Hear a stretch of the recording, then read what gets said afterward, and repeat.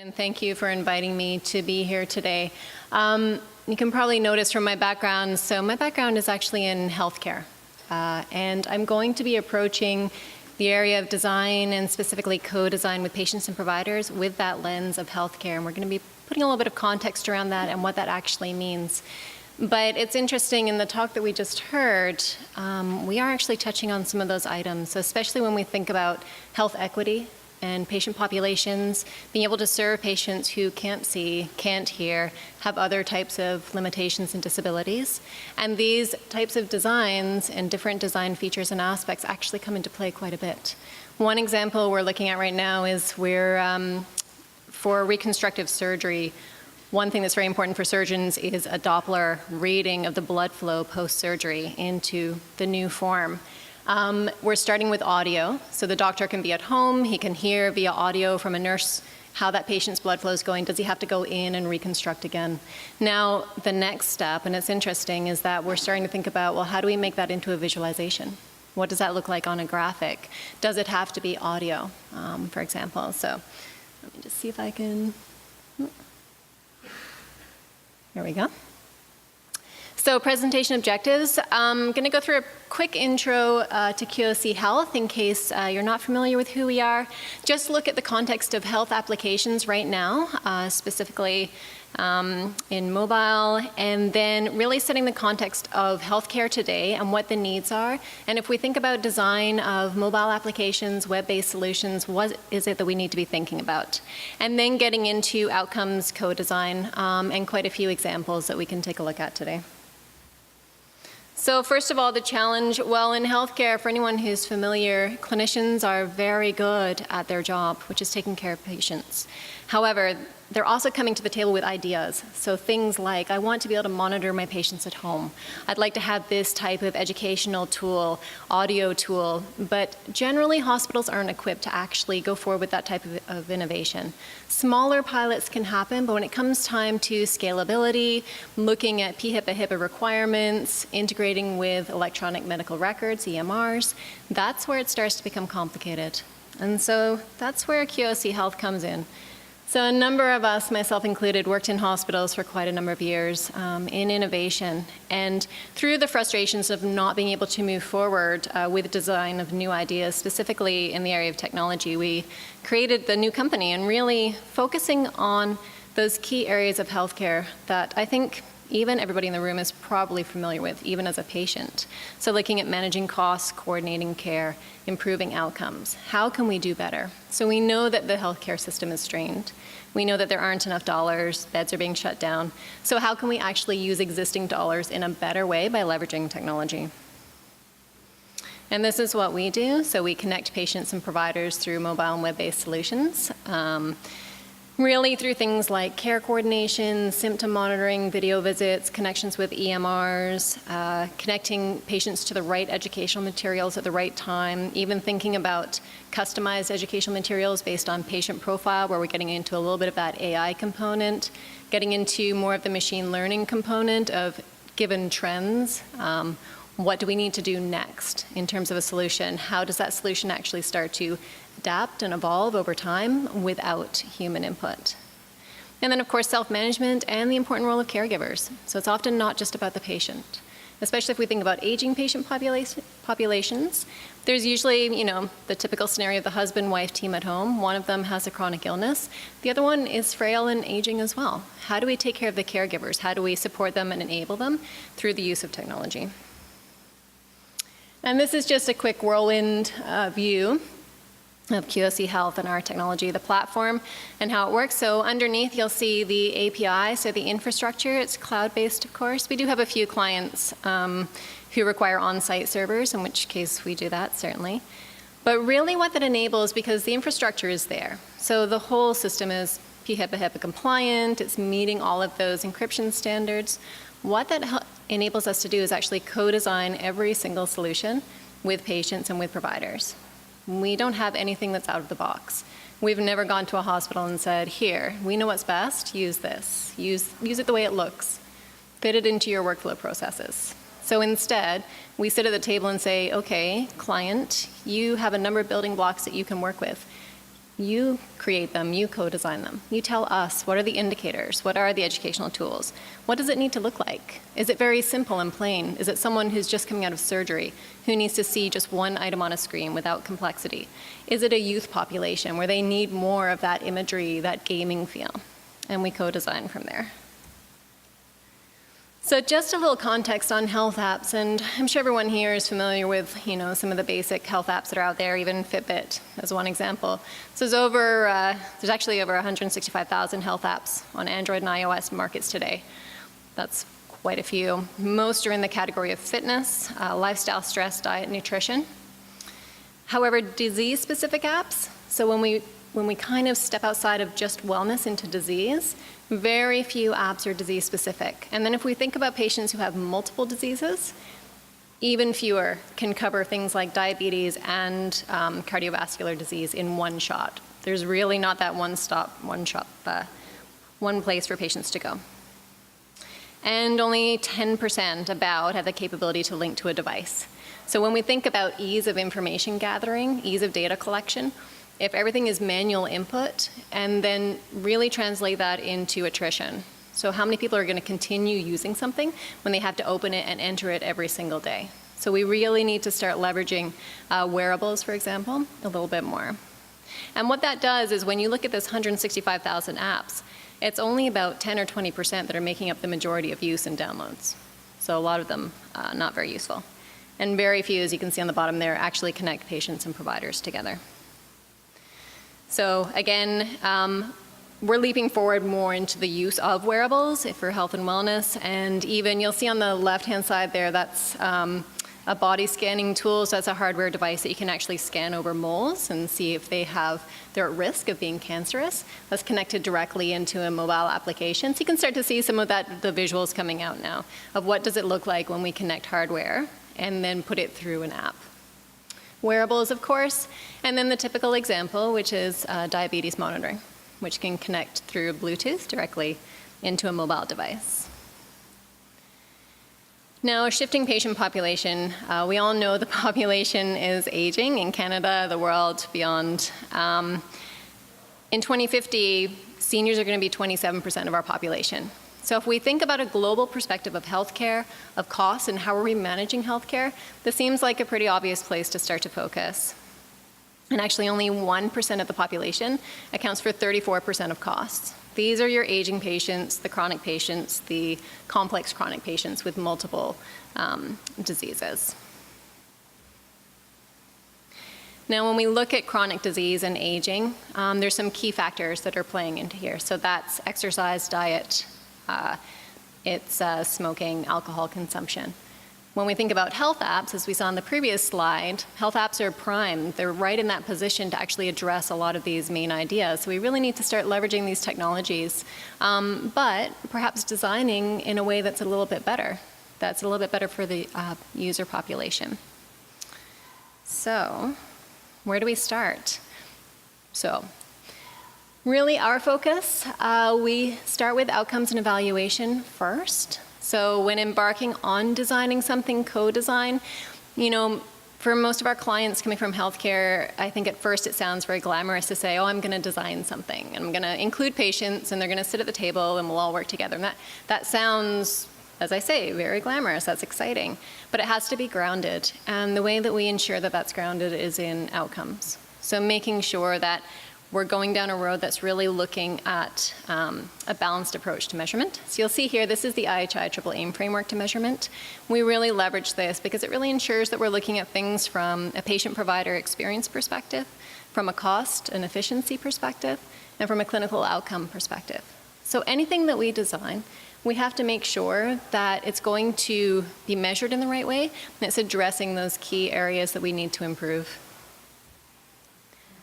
And of course, co-design, which I can't emphasize enough. And really, what we have discovered is that co-design really means checking your ego at the door. We all have great ideas. We've all been patients, and we can sit at a table and say, well, you know what, I think they need this, and it should look like that, and connect to this, and have this graph. Until you run it by patients who are actually there and test it, you have no idea.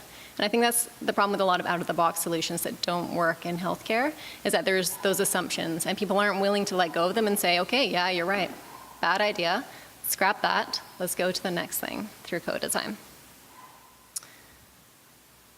So how are we thinking about patients today?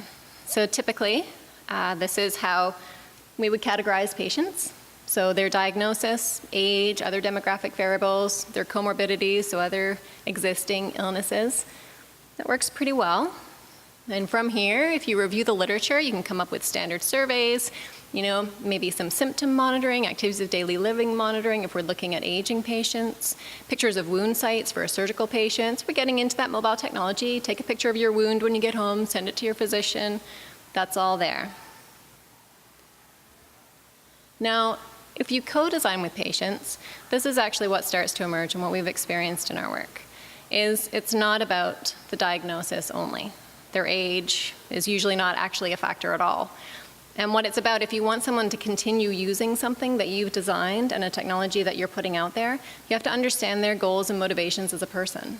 What is actually meaningful to them, and how is that technology that you've designed actually going to help them to meet those goals?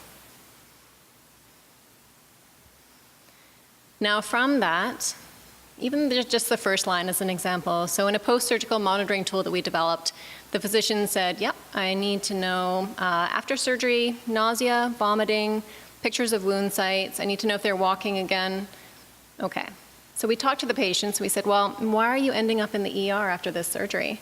And they said, well, I'm not sure if my recovery is normal. I feel really anxious about it. I don't know if this wound is okay, and it looks really red, and I'm just gonna go to the ER. So we put anxiety in the app, just a general 1 to 5 Likert scale for anxiety. Immediately, surgeons are picking up patients that could have ended up in the ER. They call them, they say, I see your anxiety's high. What's going on? Let's take a look at your wound photographs. Everything's fine. And now we're starting to decrease readmissions. But that came from co-design, and a very simple example of just asking, why are you ending up at Emerge, basically? And then getting into other things. The patients actually want to use wearables. They want information just to go directly to their physician. They don't want to be manually inputting, especially long-term patients. Acute patients, post-surgical, don't mind so much because they're very sort of caught up in the post-surgery recovery anyways. But for the longer chronic patients, definitely connectivity. Peer supports absolutely is coming through in all populations that we're talking to. And caregiver supports, of course. So this phrase, the nothing about me without me, it actually originates from political places centuries ago. And then IHI, the Institute of Healthcare Improvement, really started coining it more in the late 1980s, 1990s. And it's used more and more in healthcare, and I think we could continue to do a better job at actually respecting this phrase and including patients in the design of new technologies. So experience-based co-design, is anyone here familiar with experience-based co-design as a method? So that's kind of the gold star, so to speak, of co-designing with patients and providers.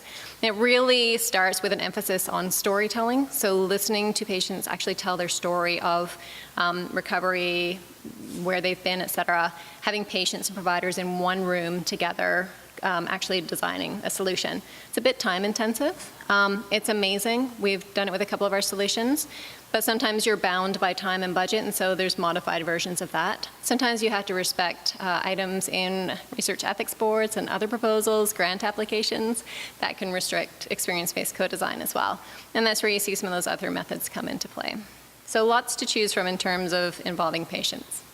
I'll go through a few examples. So this is one that was co-designed with seniors, 65 plus, multiple chronic conditions, an aging population. This example was interesting because we were contracted to do mobile monitoring, symptom monitoring, basic stuff. And when we sat with the seniors, they said, and 50% of them had never owned a mobile device before, first of all. All interested, all wanted a device, all ready to go. But what they said to us was, yes, yeah, I'd like to monitor my symptoms. I'd like my physician to see that. Oh, and by the way, I'd really like my health record on my phone from the hospital. I'd like my health record from my family doctor. I'd like a full educational website. And I'd like to see video visits as well, because I actually don't want to leave my home and go to the hospital. This is seniors who've never used this type of technology before, which was fascinating. So this was the starting version. We're adding video visits today, just given everything that was on their wish list and that came out in the initial evaluation. Other examples, so when we start co-designing with patients, they're saying, well, I want to schedule online. I don't want to have to make a phone call. Wearables, as I say, not wanting to input that manual data. And the next step, this is where we're getting a little bit more into the AI world of things. So this is an example where a patient inputs their variables, their demographic information, and the system itself actually tailors educational tools and goal planning and goal monitoring and progress according to their initial input. Now, the next step from that is as they're putting in their progress, the system would then say, oh, we see you're declining, you're not reaching those goals, now we're gonna switch that around and do something else. That's machine learning. So now we're starting to get a little bit more into that space. And certainly when we're co-designing, it's actually what we're hearing from patients. They don't necessarily want to talk to a doctor all the time. And if technology can do something in a way that works, that isn't harmful, of course, it's healthcare, so our risks have to be pretty minimal, then it's definitely the way of the future. Reminders, you know, it's a simple thing, but then what if the reminder is customized? So what if the goal is for a chronic patient to get out and go walking and exercise every day? So let's say they do it 5 times in a row. Well, maybe that message should be a little bit more congratulatory at that point. Or let's say they don't. Well, then maybe the message is, you know, get off the couch and go outside. Like, let's start tailoring these messages and having it a little bit more customized. Diabetes. So this is an example where when we sat with clinicians in a diabetic clinic and we said, well, it actually looked completely different than this. And we were about to go into development and coding. And we sat with them, we said, well, what are you doing right now in the clinic? And one of them pulled up a piece of paper and said, well, I'm drawing what they eat and I'm drawing this and I'm doing this and I'm giving them this piece of paper. So we said, well, what if we just make that visual on the mobile app? And that's what came of it. This is the patient version of the app. So they take their blood glucose level, take a picture of their meal, take their post-meal glucose level. So that now, this is the provider dashboard. This is a very good patient who's clearly quite engaged. It's just, this is fake data. But you could, for example, say, you know what, my blood sugar feels really bad after every lunchtime. Let's just focus on lunchtime. So before and after lunch, let's take a reading, take a picture. What that enables the clinician to see, and you can put flagging around that, you can see the red values. But very quickly, you can have a snapshot that says, hey, every time you have McDonald's for lunch, your blood sugar is way off. Let's address that. But it's just a different visual cue. And it helps the conversation. This is, so this one looks very plain on the background. It's actually taken from a paper-based tool, and it's just one of the first sort of forays going into cognitive assessments and how do you translate those into, this is on a tablet, into a web-based format for a clinic. So again, that has to go through reliability validity testing, the same as the paper tool would have, but we do need to get into this century when it comes to those types of tools. So again, it's keeping the plain sort of paper-type background at this point in time. I think we'll introduce a little more pizzazz later on. And same thing. So how are we translating paper into mobile? And then beyond that, so again, thinking about equity and equitable care. So yes, we have to translate things. We have to be able to do that, absolutely. But we have to go beyond that. Through co-design, what we've discovered is it's not as simple as sending text to a language translation company and then putting that directly into the app. So as some of you may know, some cultures, as an example, don't use the word depression. So if you have a mental health population and you have a depression scale in there, with the word depression, you failed automatically, immediately. That's not how they're talking about depression. When they're talking about depression, they're saying, I'm tired, I'm unfocused, my head hurts. And that has to change, and that's a cultural adaptation. So when we think about translation, it goes beyond that into culture and the sensitivities around different cultures. This is a mobile monitoring tool for post-surgical. This was one of our first tools, actually. You'll see the mobile app is very plain background. So these patients have just come out of surgery. They're on a lot of meds. So you're just seeing the one visual analog scale. Hopefully you can't go wrong. Just your pain. Next indicator, which is anxiety, vomiting, whatever. You'll see the surgeon dashboard. I didn't blow up the images, so it's not too graphic. That's a cardiac patient, obviously. It's a quintuple bypass. And then the spark lines for the graphs, and then on the surgeon dashboard, they can actually just click onto the graph, see it in detail. That's the patient's heart rate. So you can start to see that coming down after surgery. So the patient's at home doing this. So for the first time, we can actually see how they're doing in between visits, and we can start to skip visits if they're unnecessary and add visits if they're needed. So now we're getting into customized care. But the surgeons actually said to us after the first pilot, I didn't expect this, but this is actually better because I have a comparison of the wound healing. So usually when I see a patient and they come in, I haven't seen them in 2 weeks, I have no comparison if it looks red. But here I can actually see the progression, and we've been able to catch a number of wound infections this way, just from seeing progressively redness, for example, happening around the wound site. So next steps will be to be able to measure around the wound site. How big is it? Is it creeping into the different areas of the skin zone around that? So really interesting work with respect to wound care for sure. And you can even do things like measure the depth of the wound, so for the larger wounds. Outcomes and evaluation, and I'll bring it back around to that. So this is just one example of outcomes and evaluation. This is on that post-surgical tool, obviously. So really addressing it in that stepwise process of evaluation. So starting with feasibility studies, is this actually, so even after the co-design process, even after rapid cycling, going through to see, was it feasible? What was the experience? Should we go forward into next stages? And then getting into, the gold star in healthcare, randomized control trials, and just really delving into a little bit more on clinical outcomes especially, but also on cost effectiveness. So if we can actually replace visits, and if we do replace visits, is the care better or worse? What's happening on those other continuums that we have to always balance out, and what's happening on experience? So let's say we skip visits, clinical outcomes are good, but nurses are completely overwhelmed with the new app. Then that won't work. It has to be that balanced approach to measurement always. And then cost-effectiveness scenario modeling. So, and there's actually a new paper on its way out now in JAMA Surgery on this one.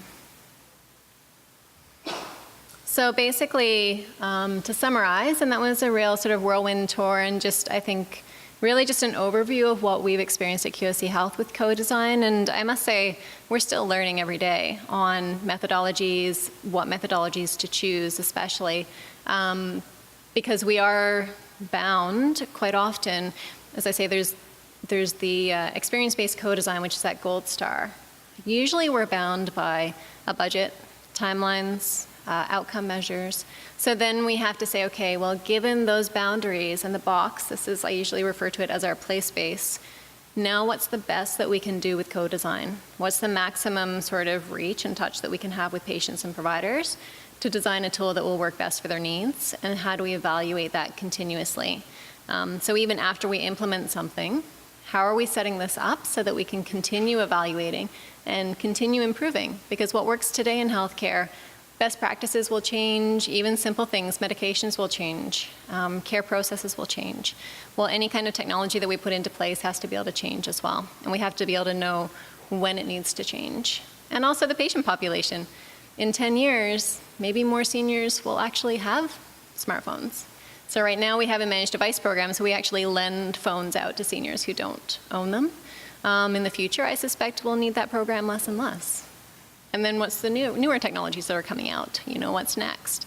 And I would say, it's time for healthcare to sort of catch up with this century and start actually utilizing the technologies that people have in their pockets. So I'll conclude with that, and I welcome any questions that anyone might have.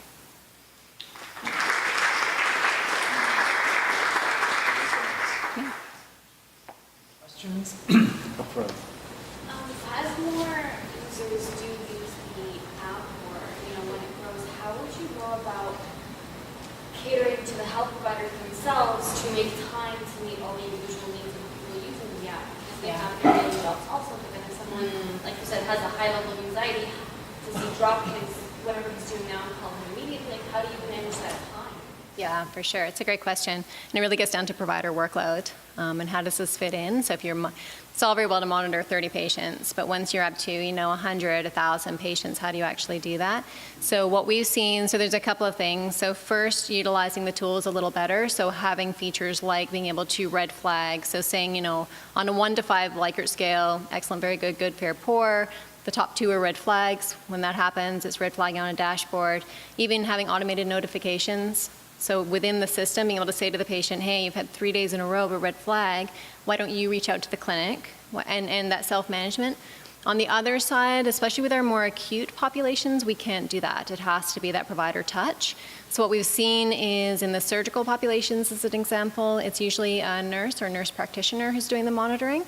Sometimes it can even be more at even a resident level. And then that provides training in virtual care as well. So they're doing the monitoring and the calling, and it escalates as needed. And then another option we've seen, and we're seeing more and more now, is the use of third-party companies. So that's where you're getting into like the St. Elizabeths, the Bay Shores of the world. So they're home care agencies that have larger staffing complements, and then they can actually do the monitoring, do a lot of the follow-up, they have that clinical background, and then escalate as needed if it needs to go to the surgeon. Yeah, that's a good question. The other related question is, how are physicians compensated? Currently not for virtual care. So it's the other hot topic in healthcare right now. Some questions? Yeah, I was wondering about the long-term effects of the app. Have you seen it being consistent after 50 years follow-up? Sorry, The long-term effects of the app. Oh, yeah, so long-term use, absolutely. So in our chronic care populations, certainly. So what we've seen there, so they're more the long-term users. So they're, a CHF, for example, so chronic heart failure, they're going to have that disease forever. What we've seen, and especially in the seniors populations, is a real switch towards self-management. And in some of our applications, so the first one that I showed, the intention was to connect patients and providers so that providers, a little bit old school medical model, but so that providers could communicate with patients what they needed. Now what ended up happening is the seniors actually really took this application and started self-managing better. And then they were coming to their visits saying, yeah, you know what, look at this graph, and I was exercising, and this happened, and I need some more medication. And they were actually, for the first time, engaged in the same conversation collaboratively, but the patients were going that step further. So even when they would see their blood pressure rising, okay, then I need to do this with my medications, I need to do this with my exercise, and we're seeing that switch. And also, interestingly, a little bit of competitiveness with the husband-wife teams where they're like, oh, your blood pressure was this, well, mine was that, and we're seeing that as well, which again ties into self-management, which has been very positive so far. Now, a lot of the studies, the RCTs, are early days on that. So in terms of actual outcomes, I can't say today. Yeah. How often are the tracking systems that you have personalized, or do you use, like specifically with the diabetes one that you showed, Yeah. they took pictures of their food and then track their blood sugar before and after? Do you have any like DAV techniques to use that could then maybe recommend foods for other diabetics who are having the same issues, or is it completely personalized to the individual patients? You mean the diabetes app itself as an example? Yeah, so, yeah, and it can go either way, actually. So sometimes if a hospital or a clinic is coming to us and they have kind of standardization on the brain, then it's going to be kind of the one app for everybody, but there can be nuances. So for example, based on your profile, you're getting this educational material or that educational material, that sort of thing. And in some populations, it's customized from day one when they open up the app, based on their health needs and goals. So I guess it can be either way, really. Yeah. Yep. So this technology seems to be the most effective for patients that are highly motivated and involved in their own healthcare. Mm-hmm. So what about the patients that are, say, depressed, or they don't have the motivation to solve the problems that they might be tracking? Yeah. Yeah, it's a good question. So what about the patients who are not motivated? So you're post-surgicals, you're someone who's coming out of a heart failure incident, absolutely motivated, even though that's a chronic patient. When you're getting into the mental health realm, the depressions, anxieties, even some of the chronic spaces, where people have been living with a chronic illness for years and, go to the doctor, exercise more, no, I don't want to, end of conversation. How do you actually motivate those people? So a lot of research underway right now, and I know that even there's apps like the Carrots Rewards app, for example, where it's actually paying people to exercise. So it does that based on steps, and the app knows how many steps you've taken, and then you actually get financial incentives, I think through Airplan or Air Miles or something. So there's financial incentives, there's more sort of implicit incentives where it can just be messaging from a provider or from a peer group to say, good job, we see you're doing well, that kind of incentive. What we've discovered in our populations to date, one of the primary incentives is actually connectedness. So a feeling that there's actually a provider on the other side who's looking and watching and who cares. And that can only happen if there's some kind of personal communication from the provider. So it could be a text message once a week to say, hey, how's it going? It could be once a month, but it's that feeling of connectedness, basically, that we're seeing as the primary motivation, apart from when you have an instance where the patient actually says, yes, I want to be more healthy. But I would say it's early days in terms of incentives and more research on that rewards part. We haven't implemented that in any of our apps to date. The other thing we do when we co-design is one of our main questions with the patients is, what's going to motivate you to use this? So picture yourself a month down the road, 6 months down the road, what is making you log into this app? The other thing that makes them log in is peers and peer support forums, or new news, or new updates. But basically, there has to be something in the app that's new. So when they log in or on the main screen of their phone, it's popping up and saying, hey, new message, new posting, new conversation topic on your illness. That gets them into the app, and then they're more inclined to actually engage with it. But it can't just be static. If it's just a flat app and they're supposed to go in and enter indicators every day, fine for an acute population, but it won't work for chronic. In your co-design systems, doctors are involved? Yes, yeah, absolutely. So in the co-design, so ideally, what we like to do is put patients and providers or doctors in the same room, co-designing together. Now to do that, you have to set quite a few ground rules, because physicians can tend to feel a little bit insulted sometimes when patients tell them their stories of care that's taken place. But once we get past that and there's actually that openness, that co-design in the same room has revealed a lot, because you hear patients and providers both saying, wow, I didn't realize that, on both sides. And then there's that understanding. And then from there, the design that we're coming up with, it works more quickly than having patients by themselves, providers by themselves, merging that together, going back to the two separate groups, eventually usually reach about the same end state, but I would say it might take a bit longer, because then the doctors say, oh, the patient said that, well, I'm saying this, and then you have to merge it. So, Has there been any apps that you've made that leverage telemedicine things? Yeah, for sure. We have a couple. So one is one of our clients is a private company called Kids Uncomplicated, and they have a Teleroo application on our platform.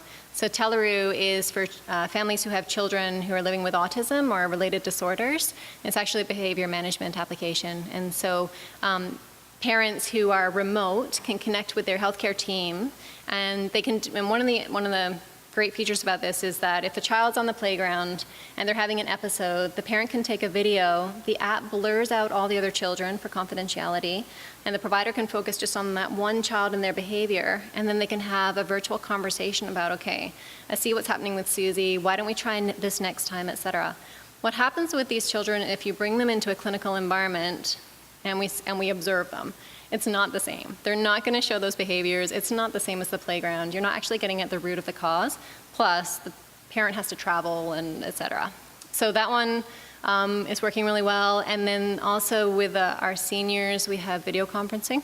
So we've actually connected through the Ontario Telehealth Network for one of our projects, utilizing their tools, but putting it onto mobile applications for physicians. Yeah. So a couple of different methods for that.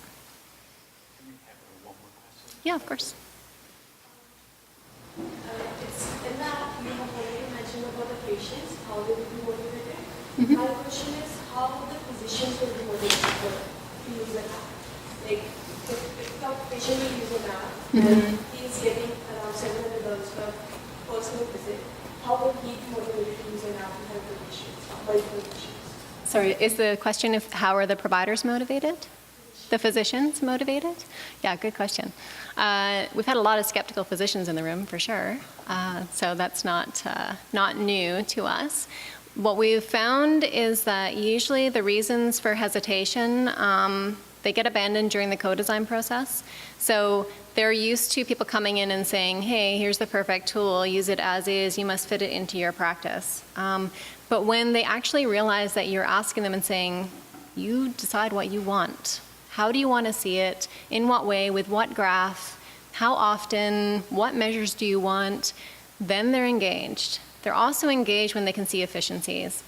And effectiveness. So if they can see better clinical outcomes, so the surgeon's catching wound infections, for example, and they can see clinic efficiencies, so that surgery now, they're catching wound complications, and they're reducing one of the standard follow-up visits. So it's a breast reconstruction surgery.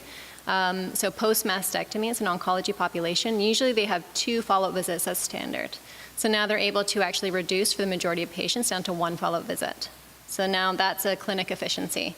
That means the surgeon can actually be in surgery more, which is better for the population, and it's better for them financially as well.